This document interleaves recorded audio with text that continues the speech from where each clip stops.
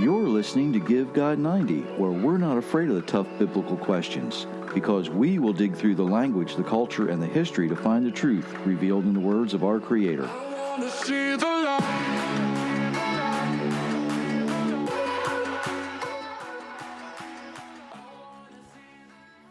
Well, hello, everyone. Happy Monday morning, or at least that's when we're sitting here doing this.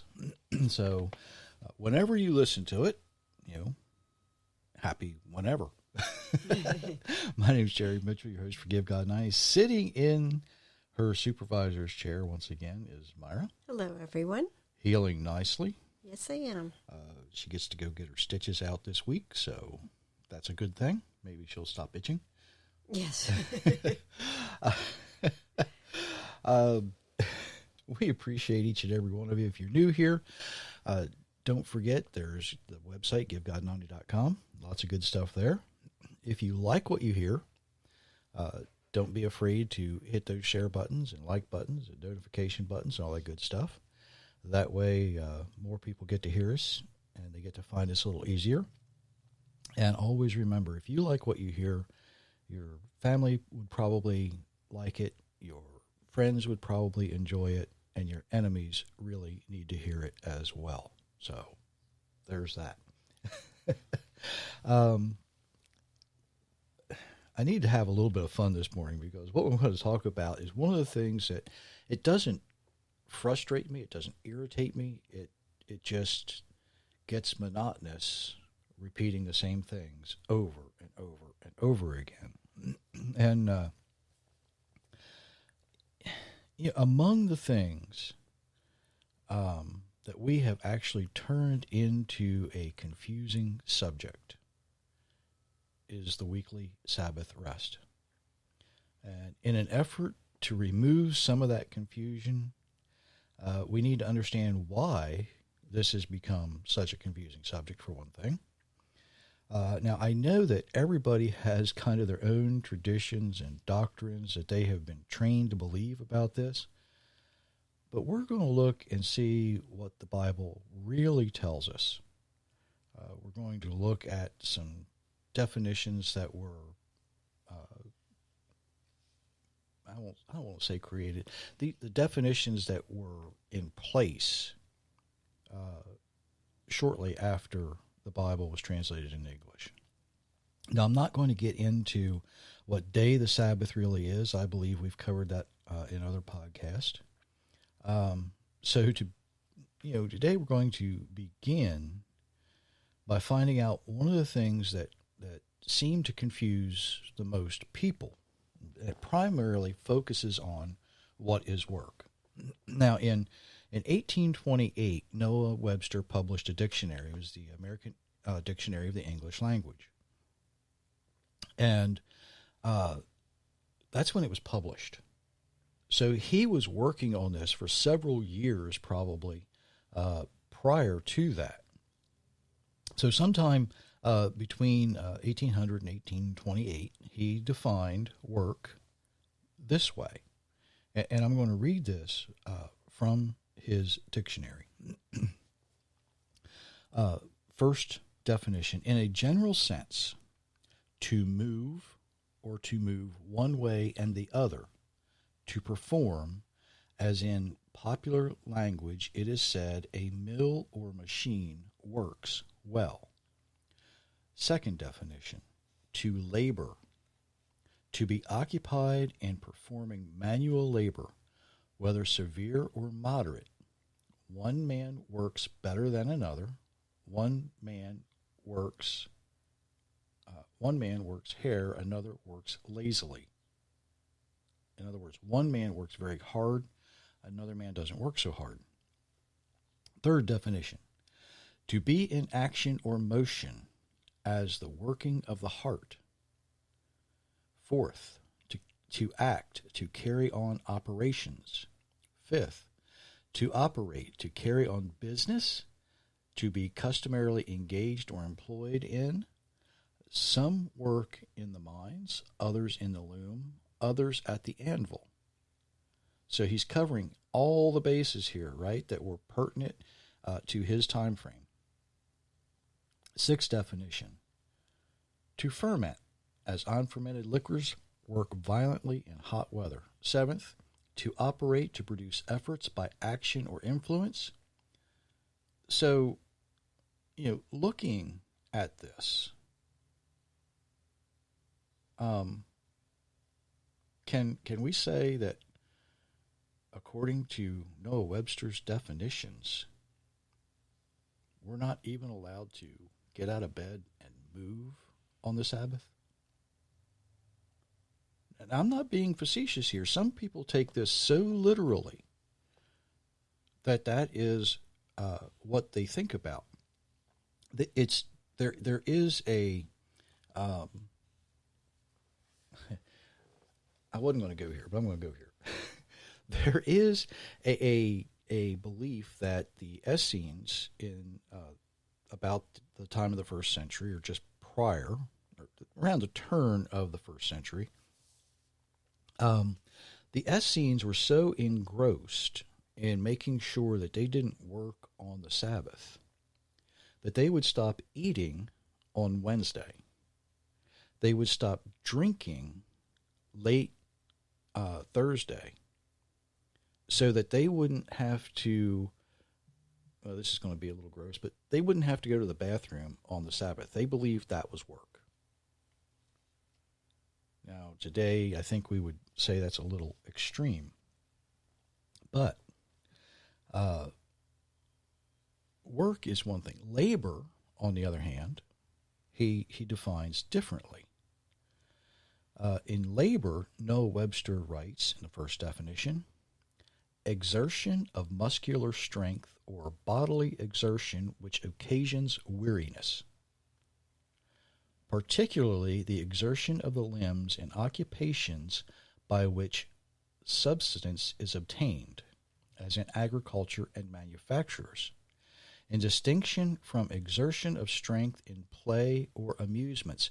So he differentiates working to be tired from playing to be tired. Okay, there was a distinct difference there.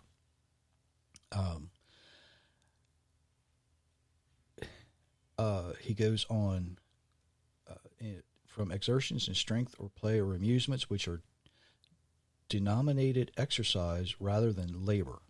Toilsome work, pains, travail, any bodily exertion which is attended with fatigue. After the labor of the day, the farmer retires and rest is sweet. Moderate labor contributes to health. There's something for our millennials to learn today. Now, the second definition, intellectual exertion, application of the mind which occasions weariness, as the labor of compelling and writing history. Third definition, exertion of mental powers, united with bodily employment, as the labors of the apostles in propagating Christianity. So, even too much studying of the Bible can be laborious, according to the second definition, as well as the third definition, because you need to pick up and read, right? If you pick up the Bible and read it and study it and you get tired, that's labor. So on the Sabbath, we're not even supposed to study, not even study the Bible. And again, there's people out there who take this so literally. Even today, it wasn't just confined to the Essene movement. Now, we can extrapolate from these definitions what many of us may think of or consider work today, and some of it might not be applicable, just like it was at the time of the Essenes. Is it work to eat on the Sabbath? Well, that's kind of ludicrous, right? To think that we should simply stop living on the Sabbath. Could we just, lay around all day being completely still? Now, that may sound appealing to some, and it may work for a few minutes, But even when you sleep, people have a tendency to move. You breathe. Your heart beats. Things happen. Some people dream. So let's look at a couple of Bible verses here and see if there's some clues as to what we can do and what we can't do, what can be done, what can't be done. Go ahead, Myra, and read those first. Genesis 2:3. God blessed the seventh day and made it a holy day. He made it holy because of that day he rested. He rested from all the work he had done in creating the world. Exodus 16:29. Look, the Lord has made the Sabbath day of rest for all of you. So the sixth day he will give you enough food for 2 days. But on the Sabbath, each of you must stay where you are. Do not leave your house. Wait. Don't leave your house? How's that supposed to work? How were the Hebrew people in the wilderness supposed to make sure their livestock had water? How did the people who were caring for the elderly, go out to care for them if they weren't living in the same home or the same tent or whatever they were living in? Now, Myra read from the International Children's Bible, and it's usually a really decent translation, but they really missed the mark on this. Now, suppose I said that although this is the verse that has led to a corruption of these instructions that tell us you can only travel so far on the Sabbath, right? That was the corruption that occurred. The Hebrew word here isn't house, all right? In fact, you're not even supposed to leave is not exactly correct. Instead, you were to remain in your place. Now, this can mean that you didn't wander away from the camp, like in the wilderness. Later on, you wouldn't leave the protection of a walled city. You needed to remain under the protection and care of the people around you, and certainly you needed to remain under the protection of the Creator himself. Even the word place is subjective here, because in this verse, it literally means underneath or below. But it can also be translated and understood as allegiance, because you're placing yourself under someone else's direction. You align yourself with that person. It can even be used as an exchange, to describe an exchange where when you offer something to someone, not trying to get it for a lower price, but by lowering yourself and giving the other person what it may be worth. Those are the kind of contexts that we see this word used in. Now, this tells us, because of the way that the Hebrew language is formed and the verbiage used here, that there is far more freedom of movement on the Sabbath than many want to offer even today. I've used this before. I'm going back to it, because in 2 Kings chapter 4, beginning in verse 22, we read, she called her husband. She said, "Send me one of the servants and one of the donkeys. Then I can go quickly to the man of God and come back." Now, what had happened is Elijah had given her a son. He had made sure that her and her husband had a child. I might have said that a little weird. But they had this child. The child got sick and died. She goes out to the field where her husband's working. "Give me one of the servants. Give me a donkey so I can go quickly to the man of God and come back." She's talking about Elijah. Her husband said, "Why are you going to him today? It isn't the new moon, and it's not the Sabbath day." Now, obviously, The woman was used to traveling outside of her house with a servant to hear the prophet. Again, she probably took a servant with her, one that wanted to go hear what was being said anyway, for her protection, right? I'm going to suggest you read 2 Kings 4 to get the entire lesson. As I know, me talking about this, we're going to be a little restricted with time. But you realize that even Yeshua went out with his disciples on the Sabbath. They went out. He healed on the Sabbath. That was one of the things they held against him. So be very careful when we're reading to get the real story here.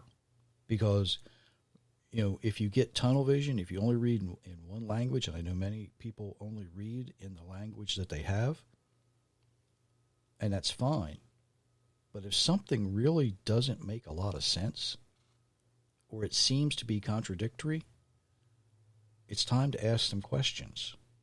And again, find me on any of the social media programs. Go to GiveGod90.com. There's a place there where it says contact us. Ask the questions. We will try and get them answered for you. So let's continue. Go ahead and begin again in Exodus, if you would. Exodus 20:8 through 11. Remember to keep the Sabbath as a holy day. You may work and get everything done during 6 days each week. But the seventh day is a day of rest to honor the Lord your God. On that day, no one will do any work. Not you, your son or your daughter, or your men or women slaves. Neither your animals nor your foreigners living in your cities may work. The reason is that in 6 days the Lord made everything. He made the sky, the earth, sea, and everything in them. And on the seventh day he rested. So the Lord blessed the Sabbath day and made it holy. Leviticus 23:3. There are 6 days for you to work, but the seventh day is a special day of rest. It is a day for a holy meeting. You must not do any work. It is a Sabbath to the Lord in all your homes. Again, this isn't contradictory. Okay? How are you going to have a holy meeting if you can't leave your home? Why the translators chose home in that previous verse, I don't know, but I wanted to point that out because it's important to understand this. You can't just read one verse and make a doctrine out of it. All of the verses that have that in their context have to be used. Obviously, the priests had to go serve in the temple. They weren't going to stay there for the whole day. That wasn't their job. They were priests there for the morning. They were priests there for the evening. They had to go and come. When their time was over, they went home. They were outside. They were doing things. Go ahead and continue. Exodus 31:14. Make the Sabbath a holy day. If anyone treats the Sabbath like any other day, that person must be put to death. Anyone who works on the Sabbath day must be separated from his people. Exodus 35:2. You are to work for 6 days, but the seventh day will be a holy day, a Sabbath of rest to honor the Lord. Anyone who works on that day must be put to death. Exodus 35:3. On the Sabbath day, you must not light a fire in any of your houses. That's probably the one that gets most people hung up.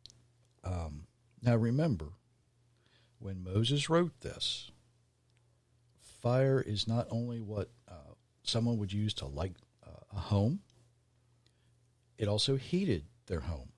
So if the fire went out and it was cold, are you expected to freeze to death? Probably not. But let's look at the word keep as well. The Hebrew word here is not keep in Exodus 20, verse 8. The word is actually remember. Okay, other places use the word guard. Now, how are we to guard it? We remember it. We treat it differently than any other day. It's not the same thing.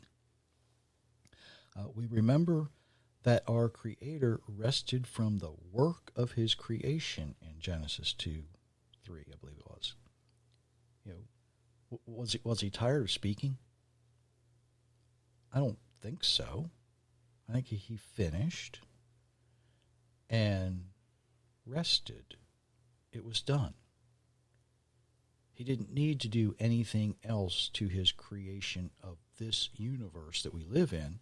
Remember, the outside realm had been done previous. Genesis is chronological. In the beginning, God made the heavens first, and then our physical universe. So if we think about it that way, did he just simply stop doing what he was doing? Did he stop being God? I don't think so. I mean, he had to do his regular godly things, not to diminish that at all, but how else do you explain that, right? In a simple way. He had to keep being God. He didn't just stop. A parent on the Sabbath doesn't stop being a parent, right? He didn't stop what he considers good and what was right in his eyes. So that brings up some questions. Is it work for a mother to feed a baby on the Sabbath? Is a person supposed to be cold if he falls asleep and his fire goes out? Is he supposed to freeze to death without rekindling that fire? If a child spills milk, do we just leave it there and not wipe it up?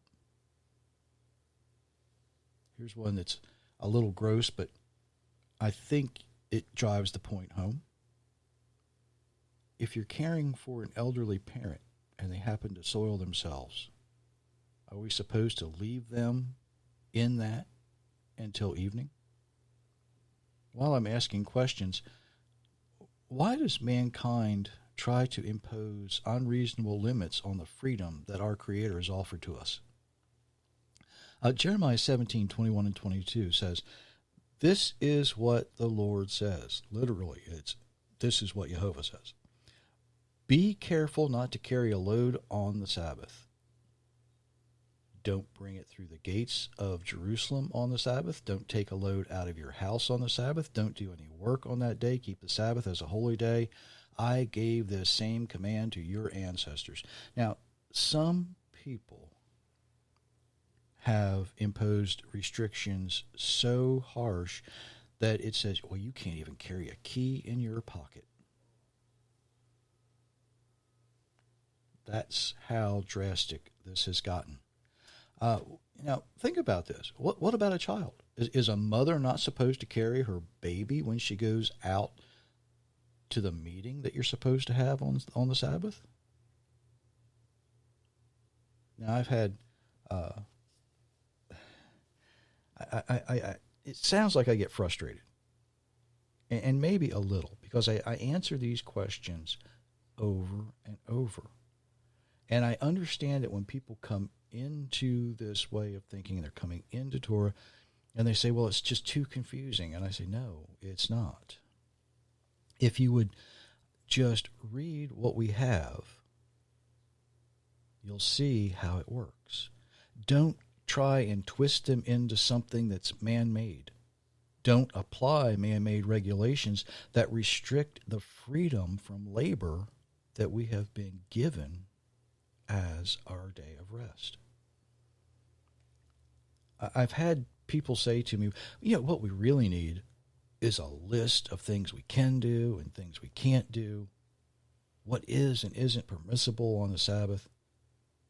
And my answer is always the same. It's we already have one. It's all right here if we're willing to read it properly. If we're willing to forget about all the traditions, all the legends that mankind has forced onto the Sabbath and enjoy the freedom from the, how did Webster put it, the exertion of muscular strength or bodily exertion which occasions weariness. If we're willing to, instead of, I guess a good way to say this is there's a difference between being tired from work and being tired from play. A lot of people, when they go out and they work physically hard and they get tired, it's different. That same person later on that evening may go participate in a sports activity. And it's a different kind of tired. You're using different muscles. You're using different things. You're doing different things. And there is, Webster says there is a distinction between the two. In today's culture, all around the world, if both parents are living together and they're working away from home all week, are we so absorbed in our man-made restrictions that we're going to tell them they can't enjoy their family for one day each week? Sometimes I get a little sarcastic and call these folks the Torah police because they're so engrossed. They're going to tell a mother or a grandmother that they can't bake cookies with their children. That's work. You can't do that. Now, there are certain restrictions that may apply to that. There's always exemptions to everything. If the person is a regular baker, for instance, that could be construed as work. But if they're actually doing it for recreation, is there a difference? Let me ask this. If someone drives a taxi and it's their regular job, or maybe it's a way that they earn some extra income, and it happens to be the Sabbath, the neighbor comes and knocks on the door and says, "Excuse me, I know it's your day of rest, but I just had to call the doctor. They've called a prescription in. It's at the drugstore. Could you give me a ride to the drugstore so I can get this prescription that I need to make me healthy?" Is that taxi driver going to drive her to the drugstore? I hope so. I hope he doesn't drive his taxi to the drugstore. It may be his only car, though, and that's fine. But he shouldn't charge her, for sure. He should, this is something that you do out of charity. You do it from the goodness of your heart, right? In Galatians 5, Paul writes about the fruit of the Spirit, the fruit of our Creator, the things that are manifested, the things that we physically see and do that come from the goodness of the Spirit of the Creator. And he says there's no law against doing good for others.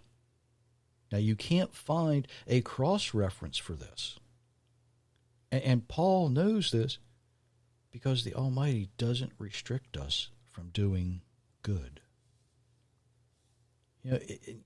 Is a surgeon not to perform life-saving emergency surgery on the Sabbath?